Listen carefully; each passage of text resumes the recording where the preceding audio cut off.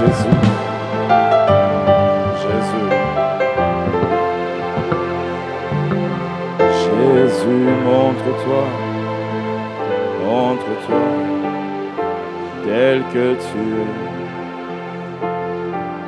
Montre-toi, montre-toi, tel que tu es. Jésus, montre-toi, montre-toi, tel que tu es. Jésus, montre-toi, montre-toi, tel que tu es. Jésus, montre-toi, montre-toi, tel que tu es. Jésus, montre-toi, montre-toi, tel que tu es. Est-ce qu'on peut se lever un moment? Nous voulons prier pour ces moments. Vraiment, si tu le peux, lève-toi. Montre-toi tel que les dieux que tu es venu chercher en ces lieux. Il t'a écouté et ce soir, il t'exauce. La Bible dit, lui qui entend la prière, les hommes viendront. Les nations viendront. Tu peux élever ta voix un moment. Nous voulons écouter la parole de Dieu. Commence à dire à Dieu, parle à mon cœur. Commence à bénir ces instants. Que le Seigneur passe par moi afin de te parler. Que Dieu se serve de ma bouche. Parle à Dieu. Que cette parole soit pour toi. Que cette révélation soit pour toi. La Bible dit que la révélation de sa parole, elle est claire, elle rend sage, elle donne de l'intelligence. Ce soir, nous voulons écouter la parole de Dieu. Alors prie, dis à Dieu, Seigneur, parle-moi. Parle-moi au travers de cet homme qui est du haut de la chair. Un simple instrument par lequel Dieu passera ce soir pour te parler. Que Dieu te parle. Que Dieu parle à ton cœur. Que Dieu parle à ton cœur. Que Dieu parle à ton cœur. Jésus, merci.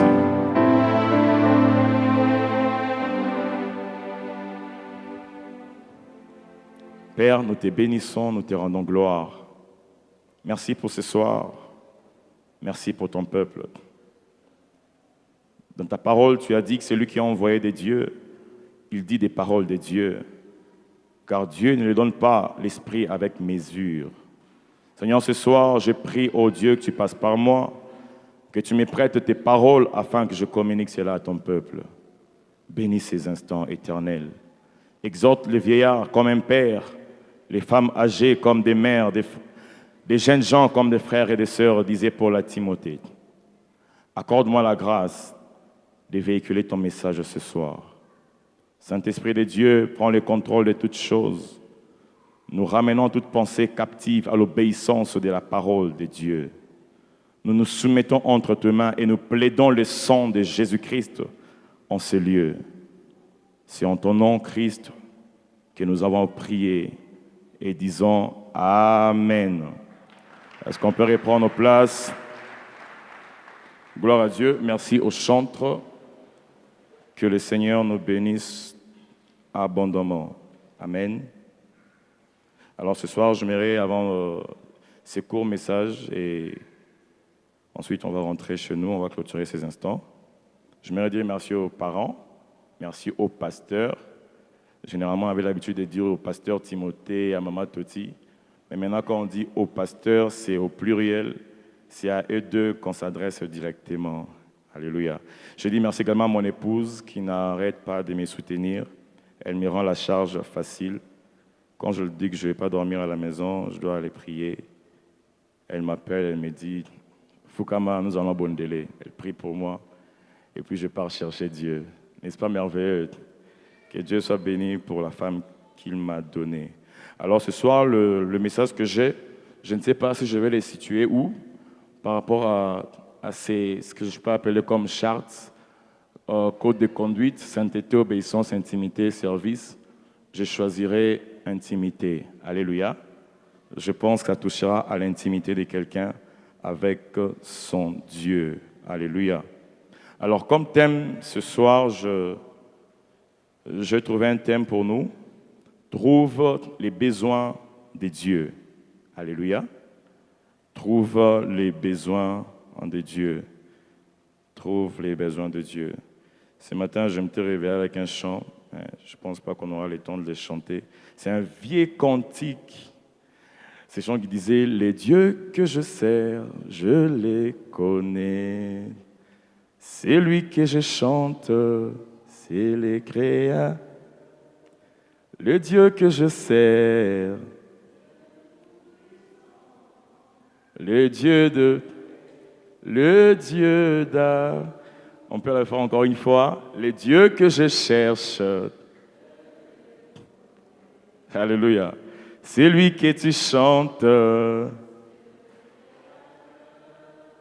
Dieu que je sers. Oh, paix, le Dieu d'A. Est-ce qu'on peut acclamer le Seigneur? Est-ce qu'on peut acclamer Dieu? Le Dieu que nous servons, il est le Dieu d'amour, il est le Dieu de paix, il est le Dieu de bonté. Je serai dans 1 Samuel ce soir. 1 Samuel, je prendrai quelques bribes de ces chapitres. Ça nous servira de partager la pensée de Dieu ce soir. Amen. Alors, si tu as ta Bible comme moi, tu prends 1 Samuel. 1 Samuel chapitre 1. Je lirai du 1er verset au 5e verset. Ensuite, du 9e au 11e verset.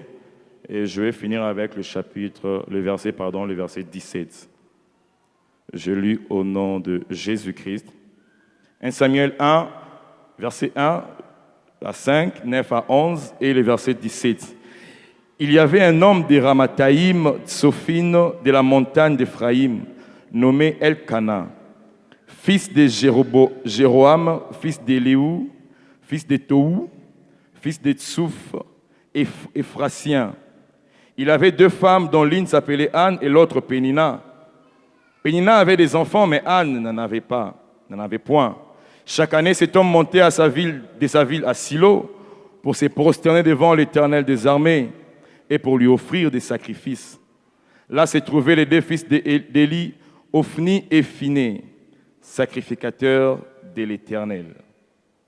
Les jours où Elkana offrait son sacrifice, il donnait des portions à Pénina, sa femme, et à tous les fils et à toutes les filles qu'il avait avec elle. Il donnait à Anne une portion double, car il aimait Anne que l'Éternel avait rendue stérile. Le verset 9. Anne s'éleva, après qu'on lui mangeait et bu à Silo. Les sacrificateurs Élie étaient assis sur un siège, près de l'un des poteaux du temple de l'Éternel. Et l'amertume dans l'âme, elle pria l'Éternel et versa des pleurs. Elle fit un vœu en disant « L'Éternel des armées, si tu daignes regarder l'affliction de ta servante, si tu te souviens de moi et tu n'oublies point ta servante, et si tu donnes à ta servante un enfant mâle, je les consacrerai à l'Éternel pour tous les jours de sa vie. Et le rasoir ne passera point sur sa tête. » Verset 17 pour finir.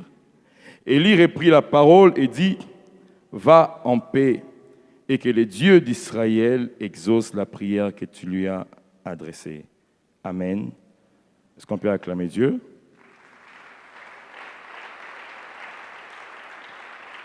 Gloire au Seigneur. Alors, ce texte que nous venons de lire, c'est un texte que nous connaissons très bien. D'ailleurs, une des femmes célèbres de la Bible, Anne, la mère de Samuel, que nous connaissons très bien. Ce texte est dans un livre de l'Ancien Testament.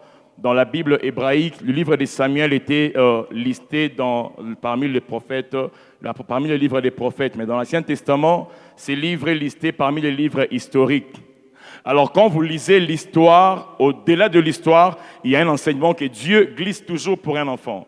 Quand tu lis l'histoire qui est derrière la Bible, dans la Bible, il y a un enseignement que le Seigneur cache, qu'il aimerait bien te révéler.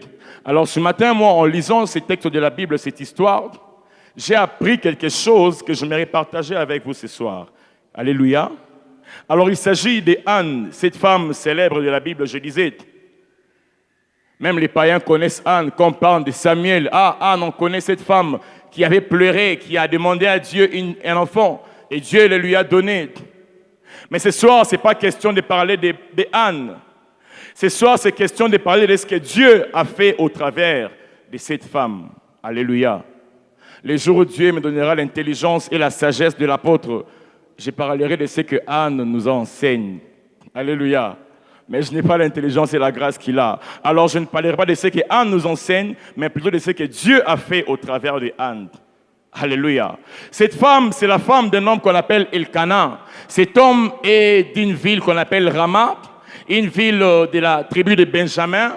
Et cet homme avait deux femmes, Pénina et Anne. Pénina avait des enfants, Anne n'avait pas des enfants. Pourtant, Anne priait, pourtant Anne, elle n'était pas chrétienne, mais elle était une fille d'Israël. Et cet homme, Elkana, dans le texte que nous avons lu, on nous présente que c'est un homme qui partait tous les ans, chaque année, à Silo pour offrir des sacrifices à Dieu, des sacrifices d'action de grâce, d'adorer Dieu, de louer Dieu pour ce qu'il est, pour ce qu'il fait.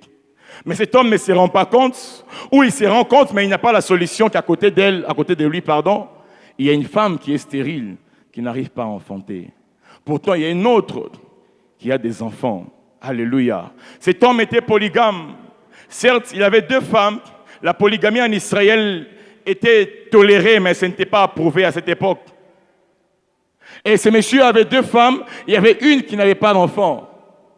Et un beau jour, il se rend au temple, à Silo, pour aller offrir des sacrifices. Et ce jour-là, Anne s'est mise à prier, comme toi et moi. On vient tous les jeudis chercher la face de Dieu, comme à Silo. On vient pour offrir des sacrifices à Dieu, obtempérer à ce que Dieu a prescrit dans Lévitique 7, offrir des sacrifices pour Dieu. Mais on les fait tout en étant avec des problèmes. Et un beau jour, cette femme qu'on appelle Anne a décidé d'entrer dans son intimité, comme je l'ai dit, afin de chercher la face de Dieu, afin de trouver la solution qui lui apportera un enfant. Et elle a commencé à prier. Elle a commencé à prier, elle a commencé à chercher la face de Dieu. Elle a commencé à verser des larmes. Elle a commencé à verser des larmes. Elle a commencé à prier. Elle a prié jusqu'à trouver une solution. Parce qu'elle s'est dit, c'est anormal. Comment je viens à l'église, après plusieurs années, je demeure chômeur. Je viens à l'église, après plusieurs années, ma situation ne marche pas. J'ai prié pour une femme. Quelques jours en arrière, elle me disait, je suis fatigué, Papa Julio, de chercher Dieu, de voir la même situation se répéter. Elle a même échoué de venir à l'église un jour, dans un séminaire. Elle m'a dit, je n'arrivais pas à chercher la face de Dieu et à voir la même chose se répéter dans ma vie. C'était comme Anne, tout comme toi et moi, avons des problèmes qui ne trouvent peut-être pas de solutions. Mais on vient, on danse, on vient, on loue, on offre des sacrifices à Dieu. Mais quelque chose ne marche pas dans nos vies. Alors cette femme a décidé de chercher Dieu. Elle a commencé à prier. Elle a commencé à prier. Elle a commencé à prier. Et dans les textes que nous avons lus, la Bible dit que cette femme priait. Elle priait, jusqu'à ce qu'elle se rende compte. Sûrement, elle s'est dit, Erika, j'ai trouvé. Elle a trouvé la solution. Elle s'est décidée de trouver les problèmes de Dieu. Elle s'est sûrement dit, si je trouve les besoins que Dieu a, si je trouve les problèmes que Dieu a, alors certainement Dieu me donnera la solution à mon problème. Alléluia. Quand vous lisez le chapitre 2, vous allez voir que les enfants d'Élie, les sacrificateurs, se compromettaient, ces enfants. Ils banalisaient les offrandes. Ils sacralisaient au fait les sacerdoces. Ils banalisaient, ils bafouaient les offrandes. Élie avait deux enfants, Ophni et Phiné, que nous avons lus en ces lieux. Alors Anne, cette femme qui entre dans l'intimité, elle commence à chercher Dieu pour dire à Dieu, qu'est-ce que je dois faire pour avoir des enfants? Alors elle a trouvé. Elle s'est rendue compte que Dieu avait un problème. Et le problème de Dieu, c'était trouver les successeurs d'Élie. Parce que les enfants d'Élie n'étaient pas dignes de prendre la place d'Élie, leur père, étant donné qu'ils se méconduisaient. Alors cette femme a trouvé ce qu'il fallait faire. C'est ce que j'appelle faire un deal avec Dieu. Alléluia. Elle s'est dit, non, je ferai un deal, une affaire avec Dieu. Alors elle a changé sa façon de prier. Elle a commencé à dire à Dieu, bon, Seigneur, viens, j'ai un deal à te proposer. Moi, j'ai un problème, je cherche un enfant. Toi également, tu as un problème, tu cherches un successeur d'Élie. Alors on fait un deal, on sera gagnant. Et puis elle a dit à Dieu, bon, moi je te donne un enfant, je vais le consacrer à toi tous les jours de sa vie. Et toi, en retour, tu me donnes un enfant qui va atténuer mes souffrances, qui va éradiquer ma honte, parce que Pénina me mortifie. Je suis fatigué de t'entendre Pénina m'insulter, se moquer de moi tous les jours. Et cette femme va décider de faire un deal avec Dieu. Alléluia. Ce soir, j'aimerais dire à quelqu'un, au-delà de ta prière, prends la résolution de faire un deal avec Dieu. Cette femme était stérile. J'ai parlé avec un aîné. Sa femme a eu un enfant après plusieurs années. Et il me raconte comment, s'il veut frapper l'enfant ou éduquer l'enfant, sa femme vient vite ravir l'enfant. Pourquoi? C'est après plusieurs années qu'elle a eu cet enfant dans la douleur. Et je m'imagine Anne, qui n'avait pas d'enfant, qui demande un seul enfant à Dieu et qui se décide de donner l'enfant à Dieu. J'imagine la douleur. Je voudrais dire à quelqu'un, dans les deals que tu feras avec Dieu, Dieu ne te demande pas de donner beaucoup. Il te demande de donner ce qui t'écoute. Alléluia. Quand tu donnes à Dieu ce qui t'écoute, des choses qui t'écoutent, l'offrande qui t'écoute, alors Dieu, en retour, il te donnera des choses qui lui ont coûté également. Est-ce que je parle à quelqu'un? Frères et sœurs, c'est bien beau de chanter, de danser des grandes choses. Des grandes choses. C'est bien beau de le dire, mais laissez-moi vous dire qu'avant que Dieu ne te donne des grandes choses, tu dois lui donner en retour des grandes choses. Alléluia. Avant que Dieu ne te donne le Samuel que tu cherches, il faut que tu me donnes, moi Dieu, ton premier enfant.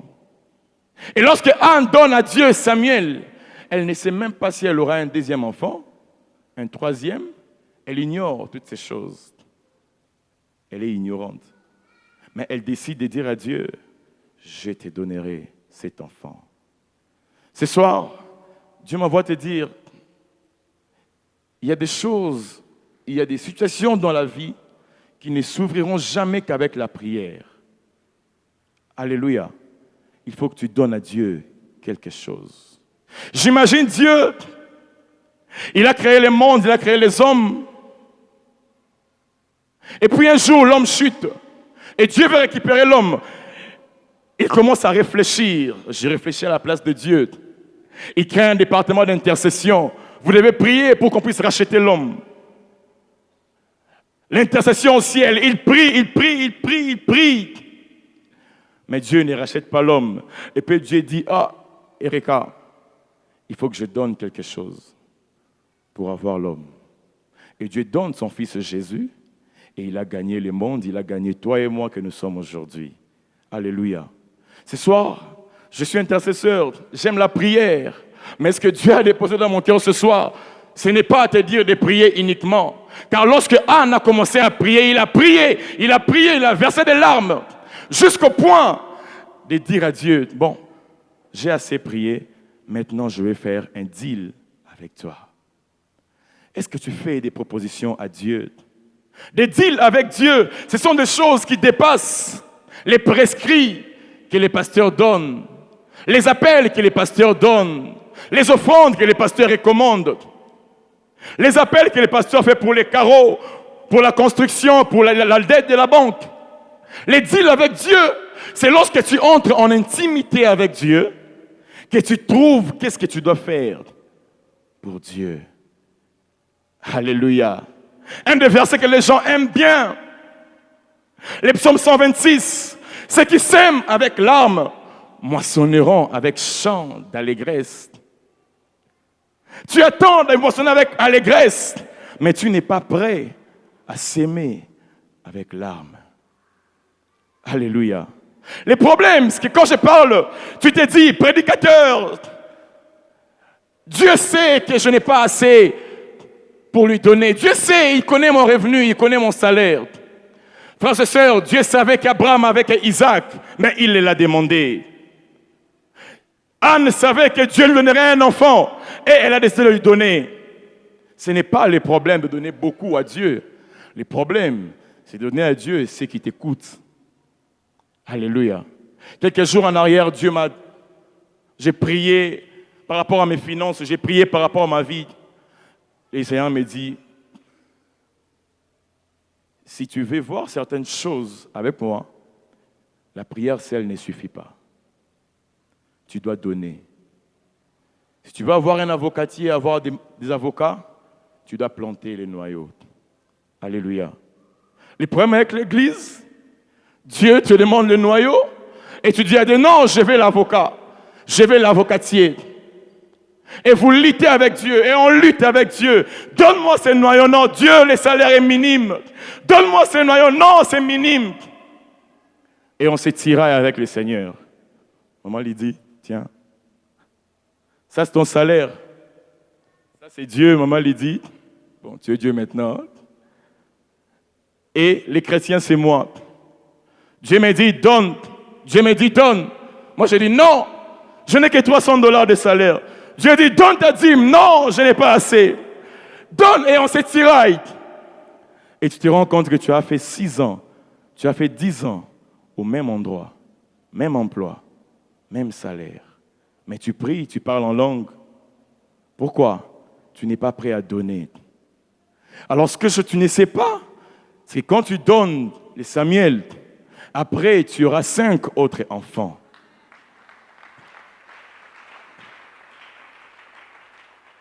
Es-tu prêt à faire des sacrifices pour Dieu? Es-tu prêt à donner pour la maison de Dieu? Es-tu prêt à donner le meilleur de toi pour Dieu? J'aimerais vous dire une chose. La Bible dit que lorsque Anne priait, Élie voyait ses lèvres, mais il n'entendait pas sa voix. D'autres versions disent que lorsque Anne priait, elle remuait ses lèvres, on n'entendait pas le son. Ce n'est pas en vain. Chaque détail dans la Bible a une signification. Chaque verset, chaque mot, chaque phrase, chaque temps. Et Dieu m'a laissé comprendre, lorsque le Seigneur, le Saint-Esprit a bloqué les paroles de Anne, c'était pour que Élie n'entende pas ce qu'Anne a résolu dans son cœur. Alléluia. Et pourquoi Dieu l'a fait? Parce que Anne venait de télécharger les successeurs d'Élie. Et Élie a des enfants. S'il entend que Anne a téléchargé mon successeur, alors il ne priera pas pour Anne. Et alors il priait, elle remuait ses lèvres, mais elle ne sortait pas les paroles. Jusqu'à ce que Élie s'est approché de Anne. Elle s'est approchée de Anne. Elle voulait comprendre ce que Anne disait. Mais Anne venait de faire un deal. Je vous ai dit qu'elle était dans l'intimité. Ce qui se dit dans l'intimité, on ne les dévoile pas aux gens. On garde ça dans son cœur, avec Dieu. Arrête ces choses. Tu fais un deal avec Dieu et tu viens dire à tout le monde, moi, Mikolo, descends. Non. Tu vois, ces derniers temps, Dieu a été gêné. Ce qui se passe en intimité, on garde ça. Alléluia. Et regardez ce qui se passe. Élie s'approche de Anne. Elle se rend compte que cette femme ne sort pas les paroles. Elle remuait seulement ses lèvres. Elle remuait ses lèvres. Pourquoi? C'était un combat. Si Anne, tu dis à Élie, j'ai téléchargé un Samuel, j'ai dit à Dieu que l'enfant que j'aurai, je vais les consacrer. Élie, connaissant les comportements de ses enfants, il n'allait pas prier pour Anne. Anne a gardé cela et Élie est venu dire, ce que tu as demandé, que le Dieu d'Israël te l'accorde. Mais, tu peux acclamer Dieu. Mais il ne savait pas. Il ne savait pas qu'il venait au fait de signer la fin de sa carrière par la prière qu'il avait faite. Pourquoi une femme est entrée en intimité avec Dieu? Quand tu entres en intimité avec Dieu, quand tu viens prier ici en ce lieu, qu'est-ce que Dieu te dit? Est-ce que tu observes les besoins de la maison de Dieu pour dire à Dieu, Seigneur, je ferai telle chose pour toi? Ecclésiaste dit, celui qui regarde, celui qui observe les vents, ne sème point. Et vous savez c'est quoi les vents? Les vents, ce sont les besoins de la vie.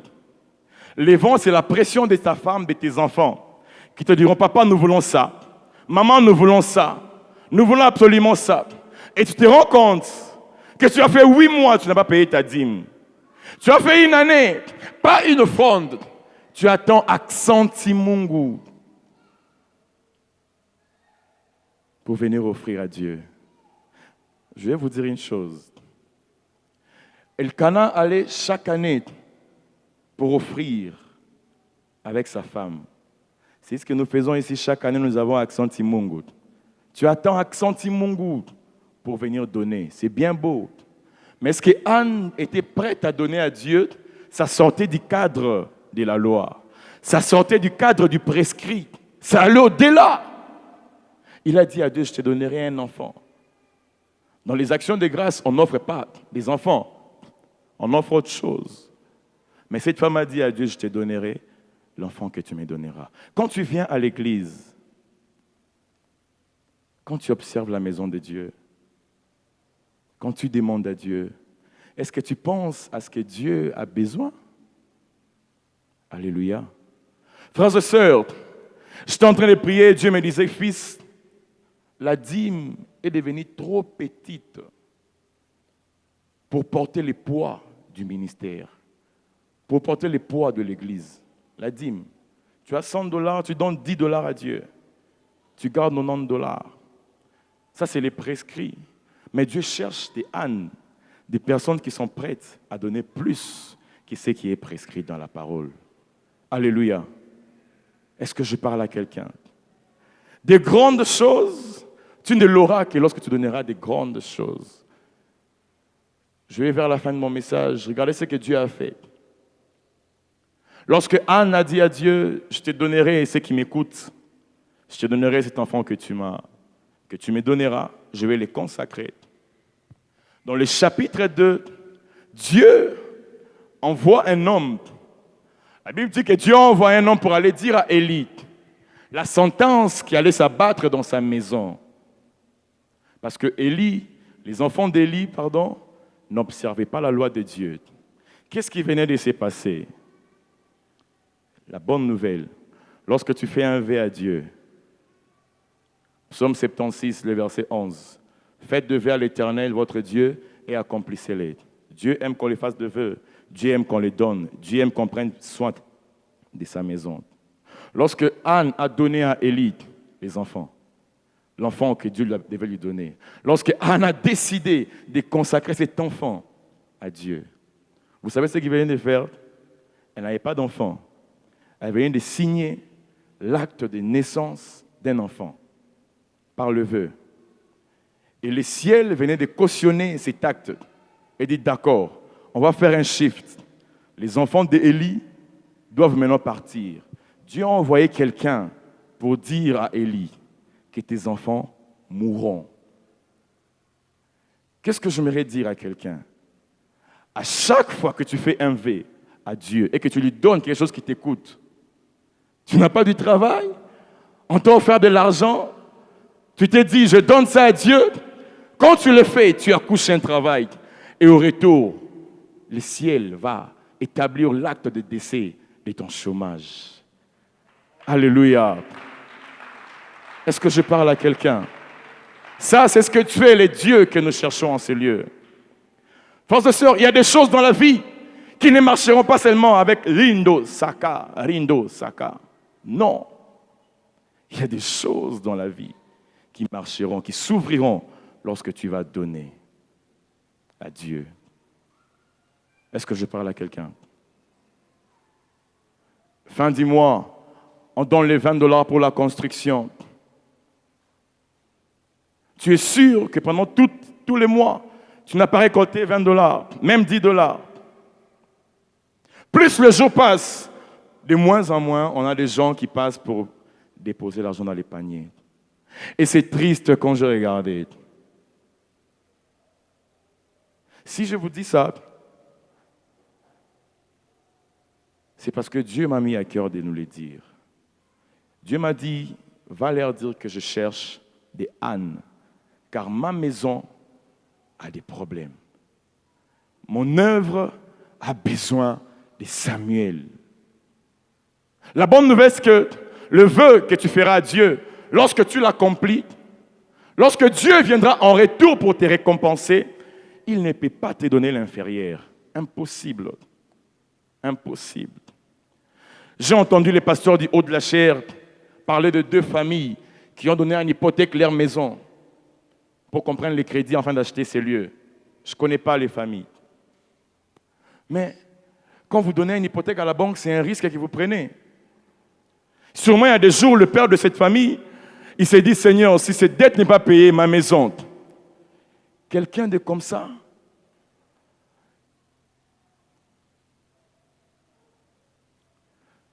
l'on vous mesurera de la mesure dont vous vous serez servi.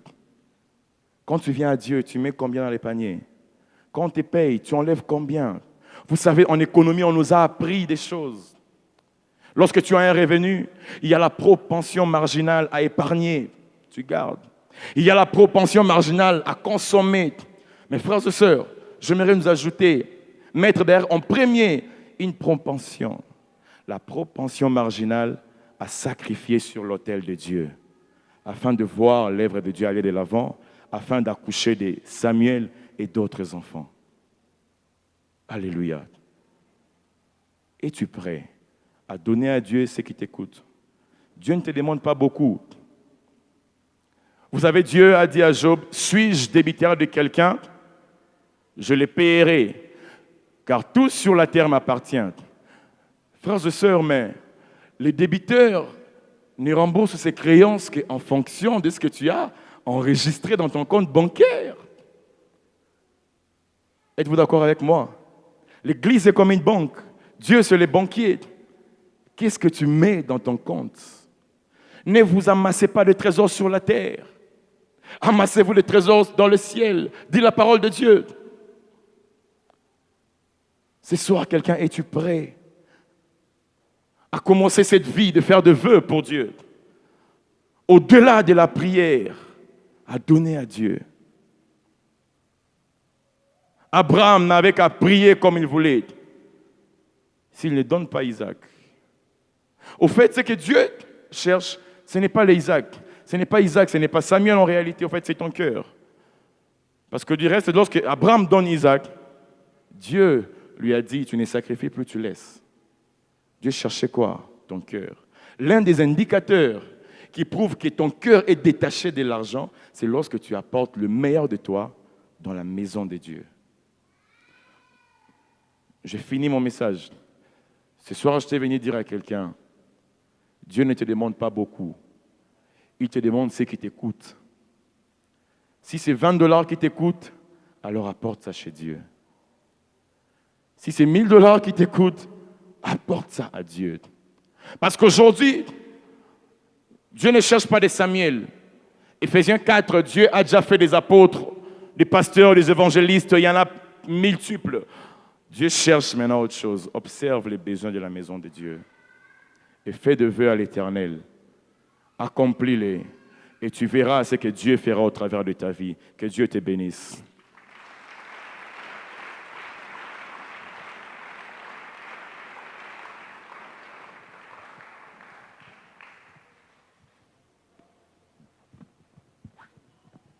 Est-ce qu'on peut acclamer Jésus? Est-ce que nous pouvons donner à Dieu nos acclamations? C'est pendant que tu acclames, tu es en train de signer l'acte de mort de ton chômage, de cette maladie. Pendant que tu es même en train d'acclamer, il y a des choses que tu es en train d'enterrer, il y a des choses qui sont en train de naître. J'allais dire à quelqu'un qui te soit fait selon ta foi, selon ta foi.